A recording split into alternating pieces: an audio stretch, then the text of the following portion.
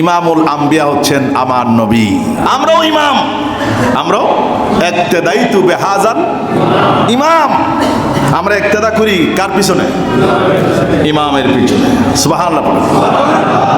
পৃথিবীর প্রত্যেক নামাজের ইক্তেদাইতু বিহাযাল ইমাম বলতে হয়। ইমামের ইক্তেদা করলাম। ইক্তেদা মানে কি? ইক্তেদা মানে এমন অনুসরণ, ইমাম যদি 4 রাকাতের জায়গায় বুলক্রমে যদি 5 রাকাত পড়ে ফেলে, আদর্শ বলার কোনো মানুষ এই ইমামকে ছেড়ে কেউ পালায় যাওয়ার সেই সুযোগ শরীয়ত রাখে নাই। জোরে বলেন সুবহানাল্লাহ। ইমাম যদি ভুল করে, আপনি জানেন ইমাম 5 রাকাত নামাজ পড়তেছে, আপনি লোকমা দিবেন 1 বার 2 বার 3 বার, কিন্তু নামাজ ছাড়তে পারবেন না। আপনাকেও সেই ভুলক্রমের নামাজ 5 রাকাত পড়তে হবে। জোরে বলেন সুবহানাল্লাহ।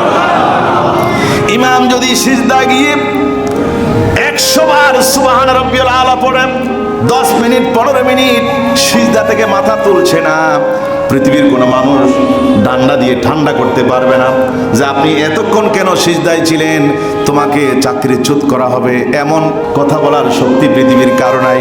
তাহলে আপনি যখন ইক্তেদাইতু বিহাযাল ইমাম পড়েছেন, ইমাম শুদ্ধ করলে শুদ্ধ, ভুল করলে সেই ভুলের মধ্যে আপনাকে থেকে যেতে হবে। নামাজ বাদ দিয়ে একটা পাঞ্জেগানা নামাজের ইমামের এই পাওয়া। আর ইমামুল আম্বিয়া তিনি তো ইমাম নয়, এই মসজিদের ইমাম নয়, এই মক্কা শরীফের ইমাম নয়, এই মদিনা শরীফের ইমাম নয়, সমস্ত নবীদের তিনি ইমাম।